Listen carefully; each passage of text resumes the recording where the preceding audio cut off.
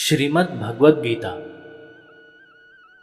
पांडवों ने 12 वर्ष का वनवास और 1 वर्ष का अज्ञातवास समाप्त होने पर जब प्रतिज्ञा के अनुसार अपना आधा राज्य मांगा, तब दुर्योधन ने आधा राज्य तो क्या, तीखी सुई की नोक जितनी जमीन भी बिना युद्ध के देनी स्वीकार नहीं की।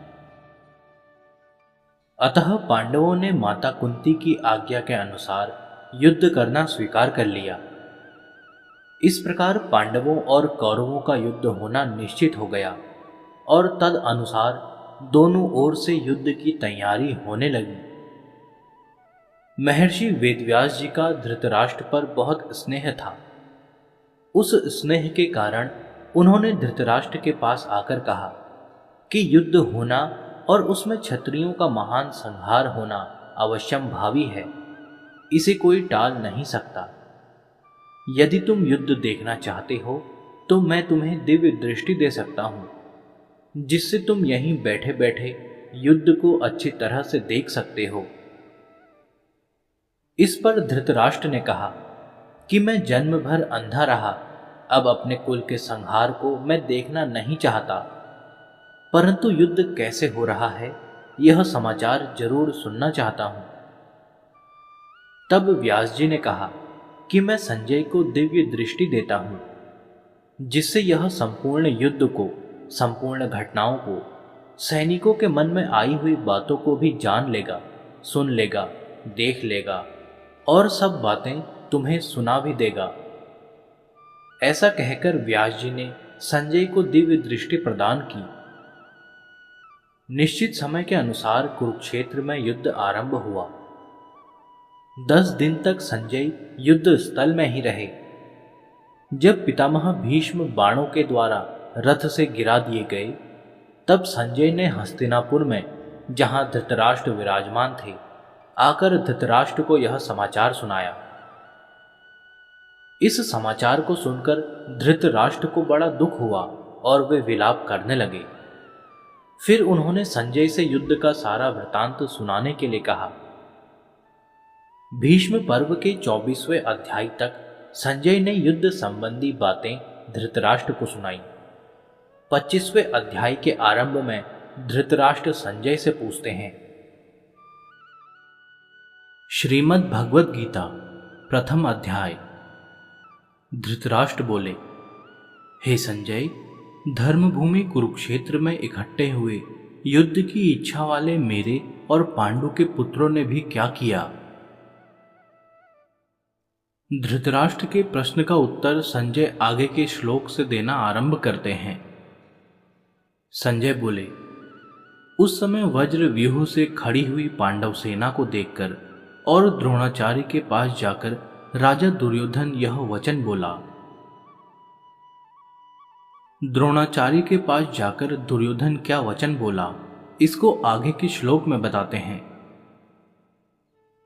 हे आचार्य, आपके बुद्धिमान शिष्य द्रुपद पुत्र धृष्टद्युम्न के द्वारा व्यूह रचना से खड़ी की हुई पांडवों की इस बड़ी भारी सेना को देखिए।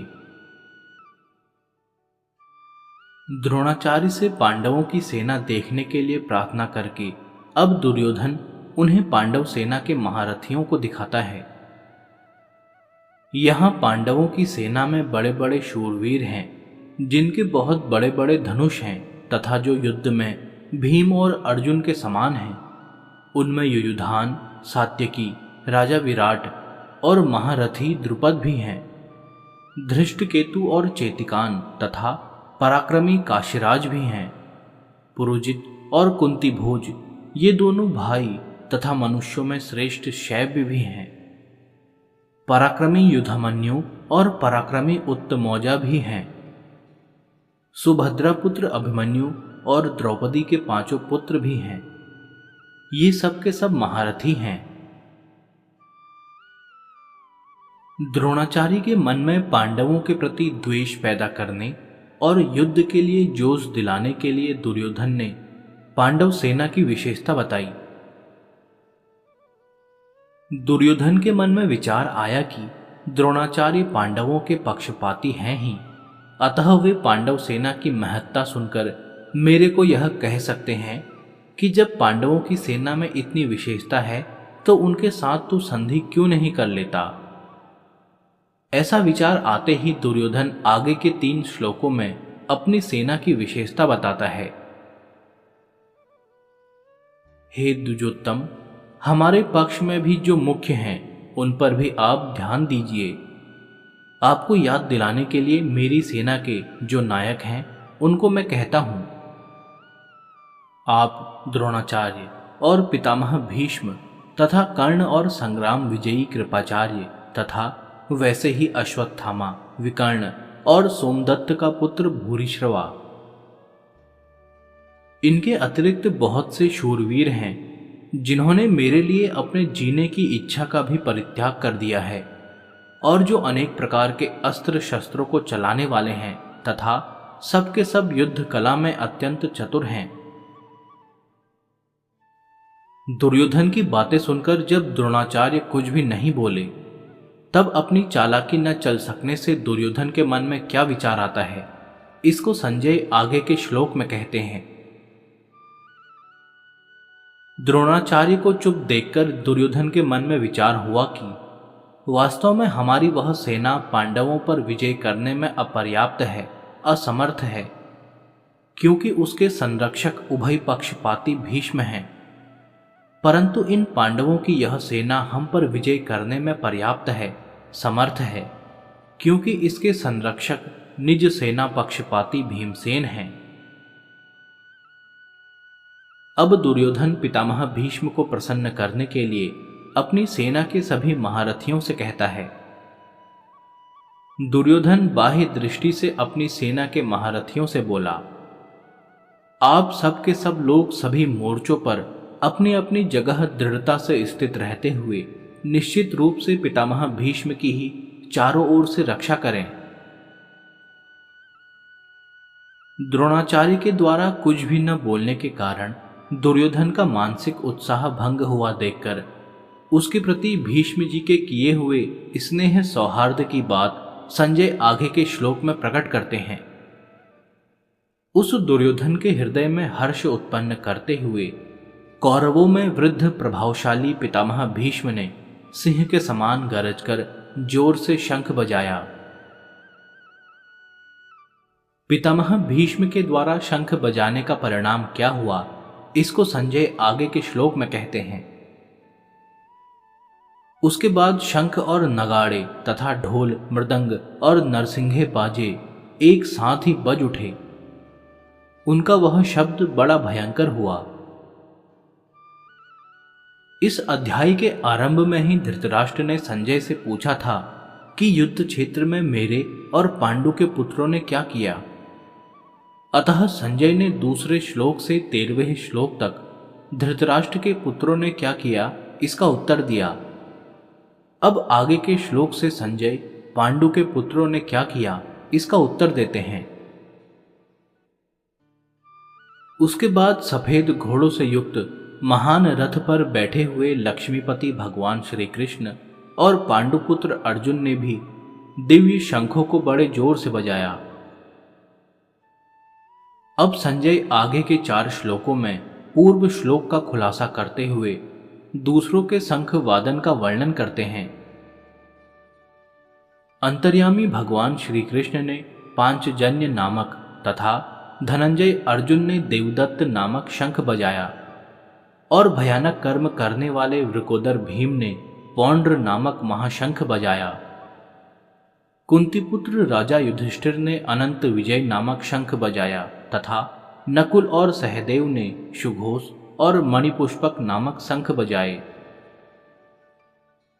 हे राजन, श्रेष्ठ धनुष वाले काशीराज और महारथी शिखंडी तथा धृष्टद्युम्न एवं राजा विराट और अजेय सात्यकी, राजा द्रुपद और द्रौपदी के 5 पुत्र तथा लंबी लंबी भुजाओं वाले सुभद्रा पुत्र अभिमन्यु, इन सभी ने सब ओर से अलग अलग अपने अपने शंख बजाए।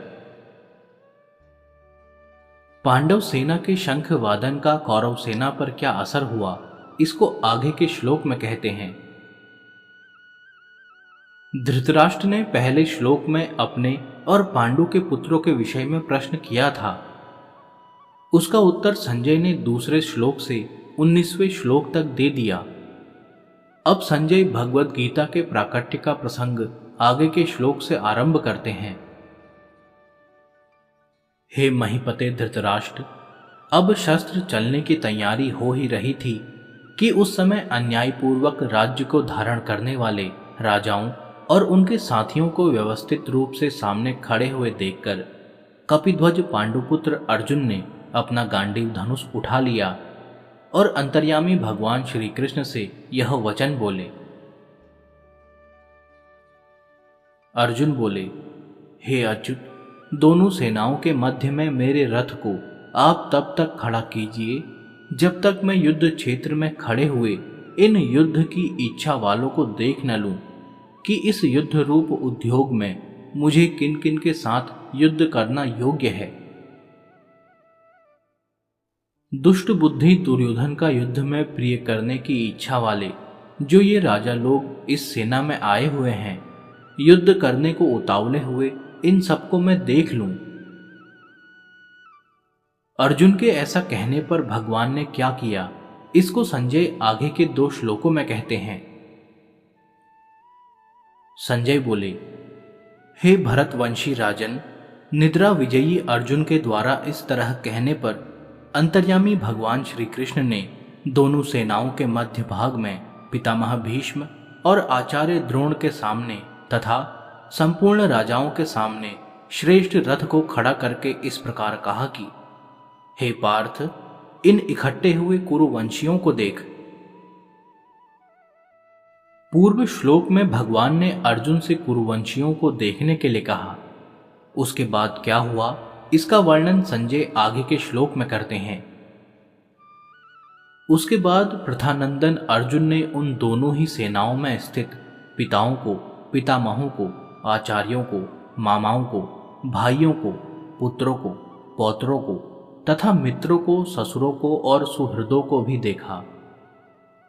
अपने सब कुटुंबियों को देखने के बाद अर्जुन ने क्या किया, इसको आगे के श्लोक में कहते हैं।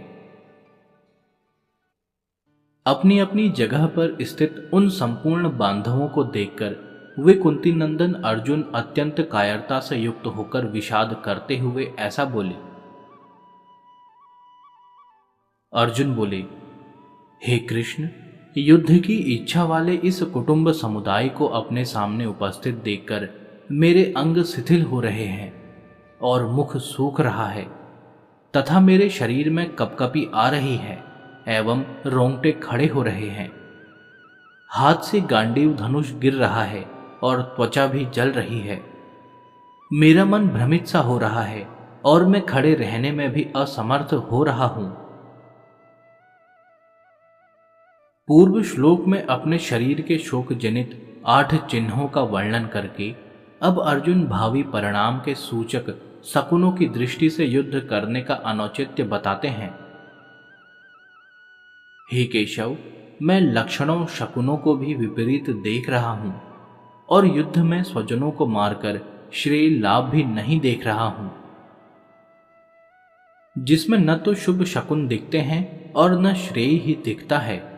ऐसी अनिष्ट कारक विजय को प्राप्त करने की अनिच्छा अर्जुन आगे के श्लोक में प्रकट करते हैं। हे कृष्ण, मैं न तो विजय चाहता हूं, न राज्य चाहता हूं और न सुखों को ही चाहता हूं। हे गोविंद, हम लोगों को राज्य से क्या लाभ, भोगों से क्या लाभ अथवा जीने से भी क्या लाभ। अर्जुन विजय आदि को क्यों नहीं चाहते, इसका हेतु आगे के श्लोक में बताते हैं। जिनके लिए हमारी राज्य, भोग और सुख की इच्छा है, वे ही ये सब अपने प्राणों की और धन की आशा का त्याग करके युद्ध में खड़े हैं। जिनके लिए हम राज्य, भोग और सुख चाहते हैं, वे लोग कौन हैं, इसका वर्णन अर्जुन आगे के 2 श्लोकों में करते हैं। आचार्य, पिता, पुत्र और उसी प्रकार पितामह, मामा, ससुर, पौत्र, साले तथा अन्य जितने भी संबंधी हैं, मुझ पर प्रहार करने पर भी मैं इनको मारना नहीं चाहता। और हे मधुसूदन, मुझे त्रिलोकी का राज्य मिलता हो तो भी मैं इनको मारना नहीं चाहता, फिर पृथ्वी के लिए तो मैं इनको मारूं ही क्या। पूर्व श्लोक में अर्जुन ने स्वजनों को न मारने में दो हेतु बताए। अब परिणाम की दृष्टि से भी स्वजनों को न मारना सिद्ध करते हैं। हे जनार्दन, इन धृतराष्ट्र संबंधियों को मारकर हम लोगों को क्या प्रसन्नता होगी। इन आतताइयों को मारने से तो हमें पाप ही लगेगा। पूर्व श्लोक में युद्ध का दुष्परिणाम बताकर अब अर्जुन युद्ध करने का सर्वथा अनुचित्य बताते हैं। इसलिए अपने बांधव इन धृतराष्ट्र संबंधियों को मारने के लिए हम योग्य नहीं हैं, क्योंकि हे माधव, अपने कुटुंबियों को मारकर हम कैसे सुखी होंगे।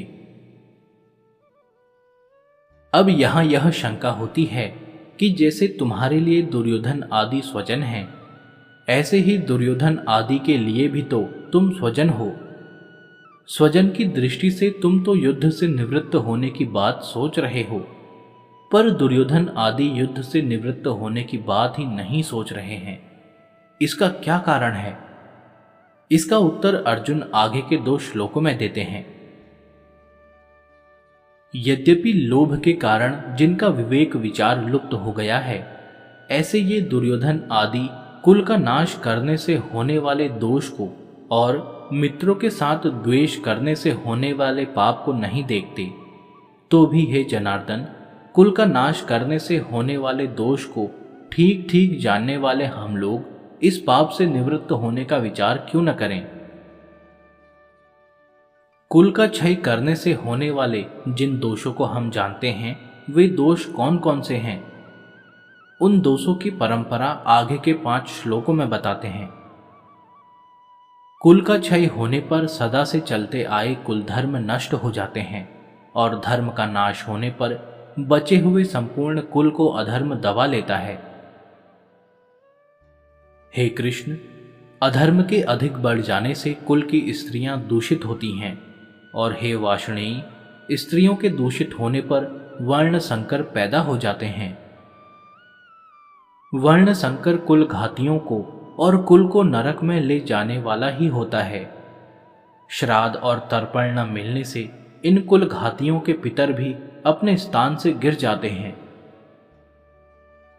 इन वर्ण संकर पैदा करने वाले दोषों से कुल घातियों के सदा से चलते आए कुल धर्म और जाति धर्म नष्ट हो जाते हैं। हे जनार्दन, जिनके कुल धर्म नष्ट हो जाते हैं, उन मनुष्यों का बहुत काल तक नरकों में वास होता है, ऐसा हम सुनते आए हैं। युद्ध में होने वाली अनर्थ परंपरा के वर्णन का खुद अर्जुन पर क्या असर पड़ा, इसको आगे के श्लोक में बताते हैं।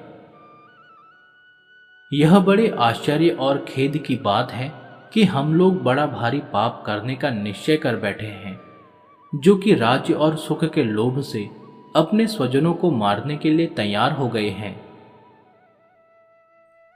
आश्चर्य और खेद में निमग्न हुए अर्जुन आगे के श्लोक में अपनी दलीलों का अंतिम निर्णय बताते हैं। अगर ये हाथों में शस्त्र अस्त्र लिए हुए धृतराष्ट्र के पक्षपाती लोग युद्ध भूमि में सामना न करने वाले तथा शस्त्र रहित मुझे मार भी दें, तो वह मेरे लिए बड़ा ही हितकारक होगा। पूर्व श्लोक में अर्जुन ने अपनी दलीलों का निर्णय सुना दिया। उसके बाद अर्जुन ने क्या किया, इसको संजय आगे के श्लोक में बताते हैं। संजय बोले, ऐसा कहकर शोकाकुल मन वाले अर्जुन बाण सहित धनुष का त्याग करके युद्ध भूमि में रथ के मध्य भाग में बैठ गए।